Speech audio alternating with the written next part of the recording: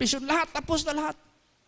Sabi ni Pastor Dodong, lumapit dito, Pastor Chit, mag full time ako.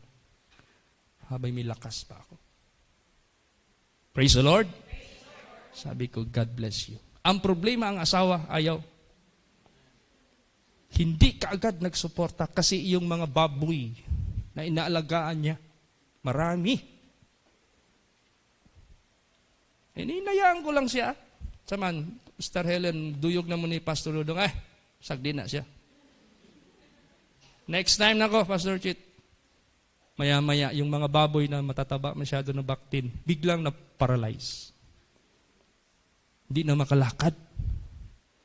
Pumunta dito si Sister Helen, Pastor Chit, ampuya kong mga baboy na paralyze.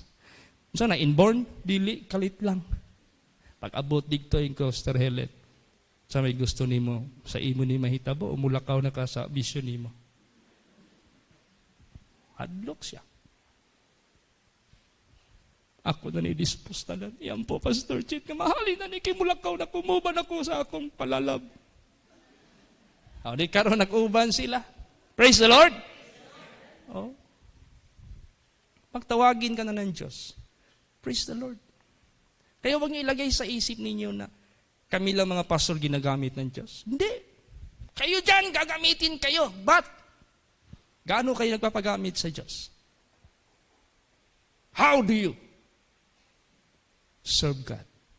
Do you serve Him faithfully, honestly? Sa obedience, sa holiness, sa righteousness, galing sa Diyos. Yan ba ay talaga ginagawa ninyo, diliman o araw man, as is, sumusunod ka sa Diyos? Magbaba man yung income mo, magtaas man yung income mo, as is, yung iyong paglilingkod sa Diyos. Kaya pagbutihin ang bawat isa. God is the rewarder. God is your rewarder. Praise the Lord! Therefore, pakita natin sa Diyos ang ating pagsunod sa Kanya. Hindi nyo ba alam? We are washed. We are justified. We are sanctified by Him. Hindi basta-basta yan na ginawa ng Diyos sa buhay natin. Saan ka hahanap niyan? Basahin natin yan. 1 Corinthians 6:11. Praise the Lord. And such were some of you, that you are washed, but you are sanctified, but you are justified in the name of the Lord Jesus and by the Spirit of His God. You see? We are washed. We are sanctified. We are justified in the name of the Lord Jesus and by the Spirit of our God. Yung Espiritu ng Diyos, siya yung... Bakit by faith? No string attached. Anong string attached? Alam mo string? Yan yung gitara. Bakit tumutunog yan? Kasi yung string naka-attach doon sa end at saka dito from end to end. Naka-attach yan. Tapos gini-stretch yan. Pag galawin mo yung string, mag-vibrate yan. Dahil may hollow na body yung gitara, kaya lumalakas. Itong kaligtasan natin by faith. At ang kaligtasan natin by the grace of God, absolutely, 100% ang Diyos ang gumagawa, hindi tayo. By faith, no string attached. Parang remote control na laruan. May battery ang sports car na laruan, may battery yung remote control. So, may frequency, dapat the same frequency. Pag i-on ko at i-forward ko, dahil merong signal kahit walang string attached, pag ganyan ko sa, ang tawag niyan? Yung inahawakan ko? Remote? Ano pa? Meron pa yan eh. Oh. Pag ganon ko, mag-forward siya. Dalawa man yan. Pag ganon ko, mag-turn left siya. Pag ganon ko, mag-reverse siya. Pag ganon ko, mag-forward siya. Pag gitna ko, mag-neutral, mag-hinto. Ito naman, mag-liko. Bakit sumusunod siya na wala mang string attached? Because we have the same frequency. Tayo, makagawa tayo ng kabanalan, katuwiran, galing sa langit. Kahit walang string attached by faith, namumove tayo ng Diyos because we have the same frequency. And what is that frequency? The Spirit of God. Praise the Lord. O di maligtas ka kasi yung nagpipiluto sa buhay mo, holy God, righteous God, sinless, ganon din. Holy ka rin, righteous ka rin, sinless ka rin. Pero wag mong angkinin. Not of yourself. It is by the grace of God. Praise the Lord. So that no man will boast. Walang magmamayabang. Ganon po yan. Basa. Titus 3:5-7. Praise the Lord. Not by the works of righteousness which we have done, but according to his mercy he saved us, by the washing of regeneration and renewing of the Holy Ghost, which he shed on us abundantly through Jesus Christ our Savior, that being justified by his grace, we should be made heirs according to the hope of eternal life. See? Nakikita mo ano ang direksyon ng buhay natin? Papunta tayo sa eternal life.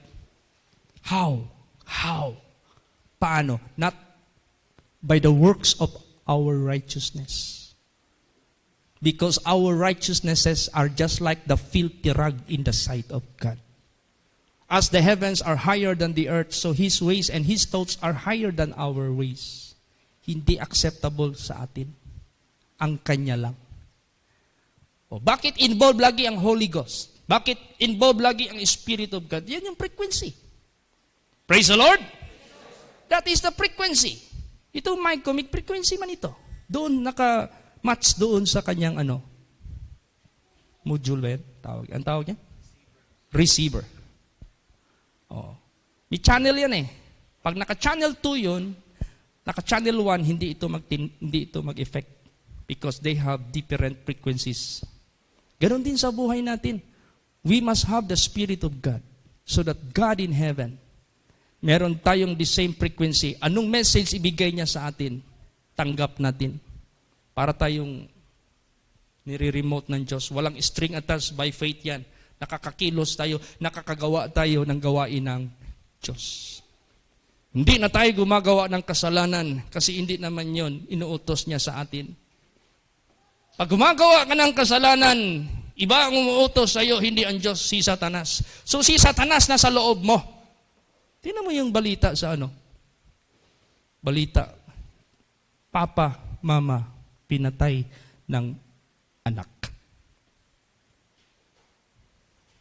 Bakit?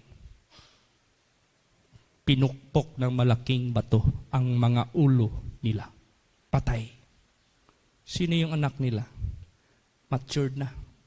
Mga 30 anyos na o 40 anyos. Anong trabaho? Adik. Sugarol. Sabungiro. Humingi ng pera, hindi binigyan, nagalit. Pinukpok. Bakit? Si Satanas na sa loob niya. Yung nag-utos sa kanya ng magpatay, si Satanas yun. Ay kung ang frequency na sa kanya, Spirit of God, hindi iutos ng Diyos yun sa kanya. Kaya ganon. Praise the Lord! Napahamak ang tao dahil kay Satanas. Maliligtas ang tao dahil sa Diyos. Naging masama ang tao dahil kay Satanas. Maging mabuti ang tao dahil sa Diyos. Therefore, choose. Saan ka? Saan mo i-devote? Saan mo ibigay? Saan mo yung faith mo, devotion mo ibibigay? Sa sarili mo? You are born sinner. Pag sarili mo, kasalanan ka. Pag sarili mo, you are possessed by the devil. You are carnal. Kaya, deny yourself. Then, go to God. Pumunta ka sa Diyos. Seek God. Hanapin mo ang Diyos. Seek God. Read His Word. Pray always. Ngayon pa, meron tayong live. Saan man kayo, seaman kayo, saan man kayo na abroad, na hindi kayo nakapunta sa mga churches natin, meron tayong live. Hanapin mo yan, pakinggan mo yan. Umari, maggamit ka ng headphone so that the rest of the noise outside, you cannot hear. The only that you can hear is the Word of God. para makakonsentrate ka. Para yung Spirit of God. Stronger and stronger. Pag yung frequency maging stronger, kahit gaano ka kalayo, you can still manageable by God. Praise the Lord! There was a time na may ibon dito nalaglag. Pero ibang klaseng ibon. Humagtok ng malakas. Pa! Tapos umulan ng malakas. Bumaba yung ibon na itim. Nakita ata ni Brad RJ yung ibon. May battery, may camera. Yung pala, drone. Siguro yung operator nandoon sa deka ba? Tapos yung drone niya, hindi na masyado malayo yung frequency na abutin, pinalampas man niya, di nawala ang signal, nahulog. Wala ng driver. Ganun. Magpalayo tayo sa Diyos. Sigurado. Hulog tayo sa tukso. Ganun. Eh, huwag ka magpalayo sa Panginoong Diyos. Praise the Lord! Pero kung you make yourself strong in the Lord, stronger and stronger, kahit punta ka pa ng abroad, you are still pilot by God. Ang piloto pa rin sa utak, sa puso mo ang Diyos. Kahit ano pang mga tukso, kahit ano pang pagsubok, walang makalusot na tukso! Dahil si Jesus ang nagmamani-uber sa iyo.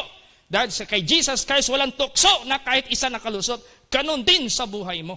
Praise the Lord! Kasi siya man, para bang cellphone, kung ano yung simpak, o kung ano yung SD card, memory card, yun din ang lalabas sa cellphone. O kung ang Spirit of God ang nasa atin, because we believe God, because we surrender our lives to God, and we devote our lives unto Him, and we love Him with all our heart, with all our mind, with all our soul, with all our strength. Hindi na inaalis ang Diyos sa atin. He will be ever with us. You are married to your Creator. Praise the Lord! Ganun. Kaya, mapalad tayo. Dahil hindi sa ating works of righteousness, but according to His mercy, He saved us. Washing of regeneration, renewing of the Holy Ghost, which He shed on us abundantly through Jesus Christ our Lord. And being justified by His grace, we should be made heirs according to the hope of eternal life.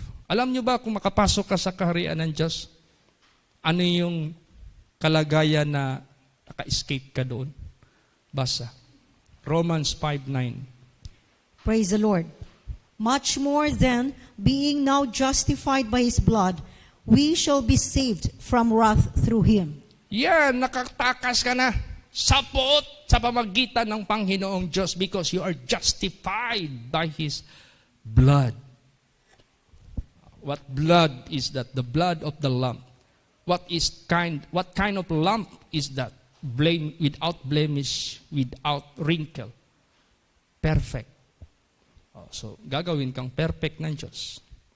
Pag hinayaan mo yung Spirit of God mag-dwell sa inyo, sa atin, do not quench the Holy Spirit or grieve the Holy Spirit. Huwag talaga. Then, lahat magagawa natin. Kaya pag may na-overcome ka na tukso o pagsubok at meron ka na-resist na tukso, huwag mo angkinin yan. Huwag mo ipagmayabang yan. Huwag mong hamak. Tinan mo yung dito. Dalawa nag-ampo. Dalawa nag-pray. Sabi ng Pharisee, Lord, I am faithful. I give my tithes. I serve you faithfully. I am not like this man who is a sinner. Or who is a sinner, the publican. I'm not like this publican who is a sinner. After they prayed together, yun namang publican, I am a sinner. I am a sinner.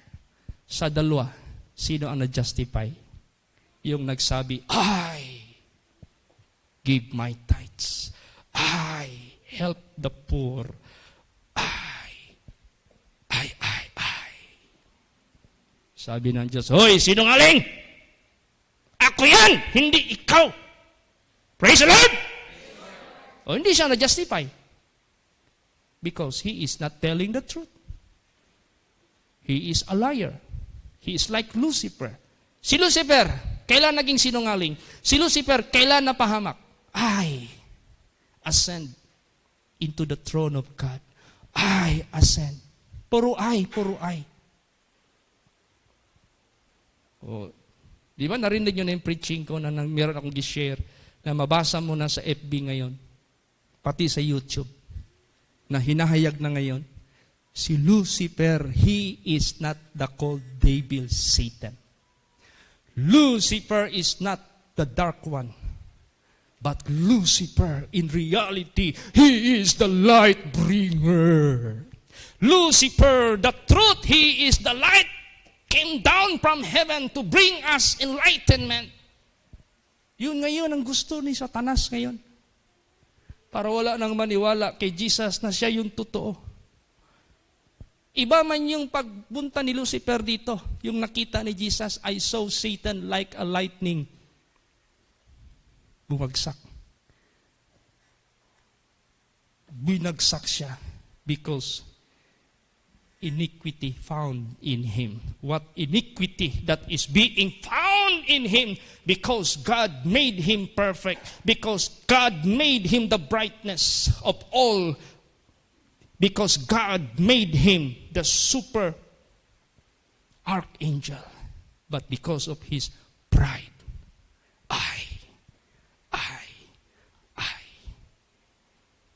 ayaw na niyang maniwala sa Diyos. Gusto na niya ang Diyos. Baba ka dyan. Ako ang may-ari niyan. Kaya, yung dalawa na justify, sabihin mo, hindi na lang ako magbigay ng tithes. Hindi na lang ako magtulong sa mga pobre. Maging publican na lang ako ng makasalanan. Bakit ang publican? Ang na-justify, he is telling the truth that he is really a sinner. That's why he was begging for God to take over in his life. Nag-acknowledge siya sa kasalanan niya, sa wrongdoings niya, and he is begging for mercy that God would take over sa buhay niya. Yan ang tama. Praise the Lord! Kaya, therefore, be not deceived. Pasalamat tayo sa Diyos. Unlimited, sinong maniwala sa Kanya, ma-justify talaga. Unlimited kahit sinong maniwala sa Kanya. Basahin natin. Isaiah 53:11. Praise the Lord. He shall see of the travail of his soul, and shall be satisfied. By his knowledge shall my righteous servant justify many, for he shall bear their iniquities. Si Jesus Christ ito. He came as a servant of God. He came to bear the iniquities of many. Many. Basa pa, Matthew 20:28. Praise the Lord. Even as of the Son of Man came not to minister unto, but to minister, and to give his life a ransom for many. Yan. Nakita natin how He loved us. How He have mercy on us. Ginawa niya. Ang appropriate move for us to be spared from the coming wrath na ating maangkin. Ginawa niya. The cause of death, He took away our sins. Praise the Lord! Ginawa lahat. Tingnan mo itong, bakit? Bakit tinawag itong Holy Communion? Because this is uniting yourself with the Holy One, Holy God. What bread represents, what the cup filled with grape juice represents, the bread, the body of Christ, which is broken for us. The wine, which is the grape. This is non-fermented grape juice. His blood in the New Testament, which washes our iniquities. So, magpartake ka ng ganito, Holy Communion. Common union.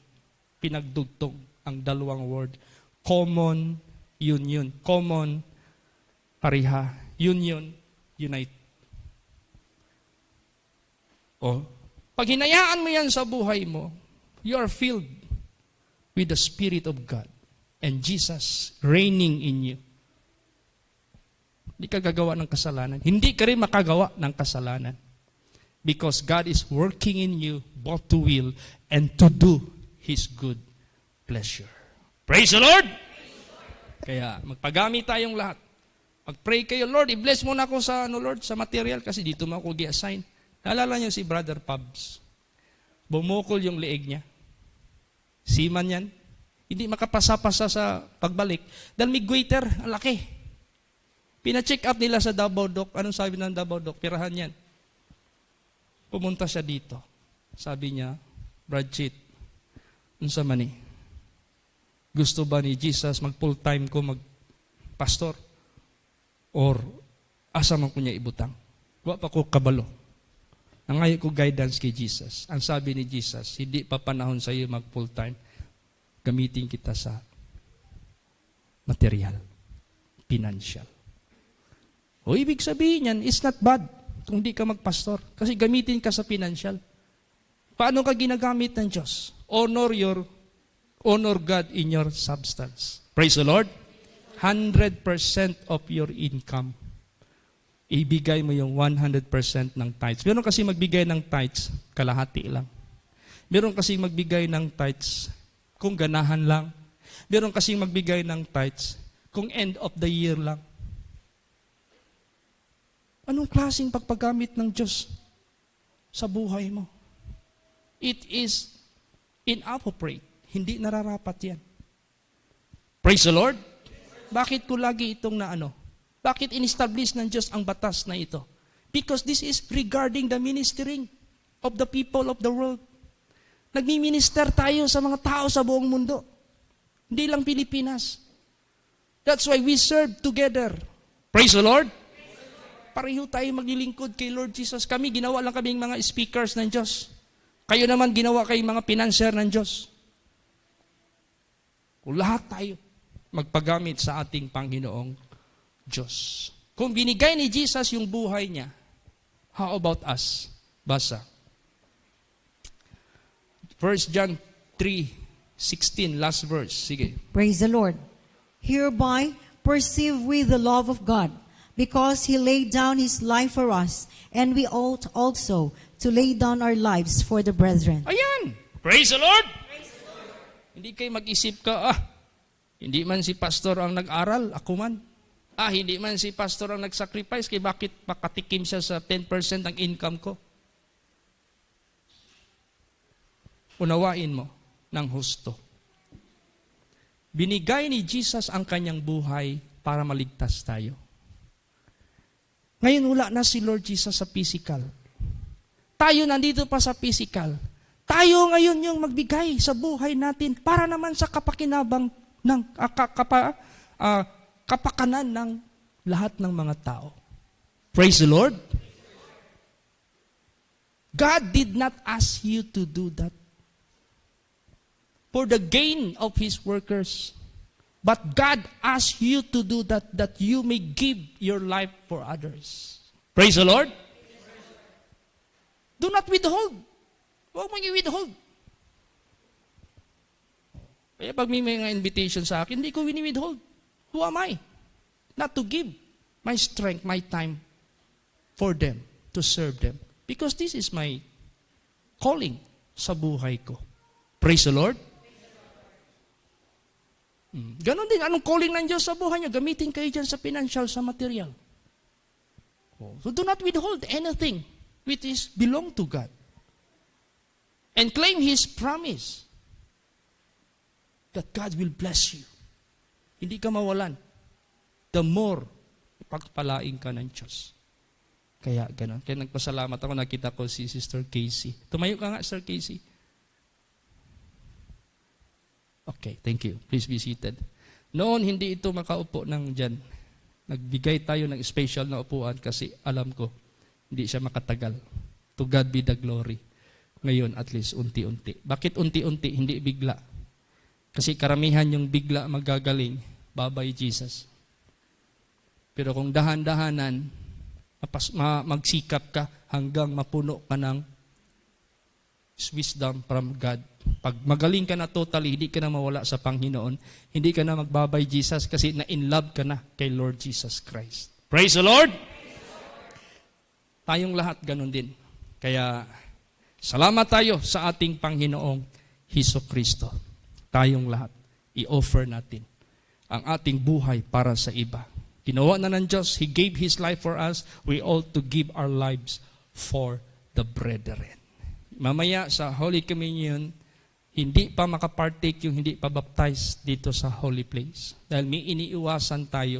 According to Paul, I do not want you to partake the Holy Communion and this will cause you damage to your life because of some reason na hindi nyo pa alam ang ways of God. Kaya kailangan you must be baptized member dahil alam mo na anong practice. Tulad yan, simba ka dito. Pagdating mo doon sa uwi mo sa bahay, magpantalon ka. Abomination man yan sa Bible. Di abomination tapos ano mo yung holy. Di mag-ano yan. Tulad nung pumunta kami sa Bayugan, may naprayhan ako, bigla na slain. Di ko napigilan. Ito naman si Brother RJ, nakapikit. Hindi ko man din alam na yung babae na yon ma-slain. Hinuwakan ko yung ulo. Mahirap naman din pilitin ko. Tapos yung bigat ng buong katawan niya nasa baba na. Baka maputol yung leeg. Inalalayan ko na lang, binaba. Biko, J, tulong. Kuha ng upuan. Iyan natin ito. Na-slain siya by the Spirit of God. Sa atin dito, hindi natin hinahawakan yung noo tapos itulak natin. Para sabihin lang na nandito ang power of God. No, we do not do that. When in fact, pag natutumba, hindi natin hinahayaan. Pero wala tayong magawa. Tulad yung kapatid ni Sister Neneng, si Mrs. Monares, doon sa Talaingod. Pag-pray ko sa kanya, bagsak siya talaga. Pero magtaka ka, after na ganun, instant gumaling yung sakit niya. Praise the Lord! Sabi ko, sister, ano nangyari sa iyo? Pastor, wag yun ko kabantay ba? Napagpatong ni mo sa imong kamot sa akong ulo, mura ko, ba na ko sa akong kalingon, katuday na nanay ko sa ubos. Kaya, pasalamat tayo sa buhay na Diyos. Hindi na tayo ang gumagawa. Ang Diyos na lahat gumagawa nito. Kaya all glory must go to God. Sabihin mo, kailan pala sa atin? Wait, hindi dito. Doon na yan. Galing sa Diyos. Praise the Lord! Magsitayo po ang lahat.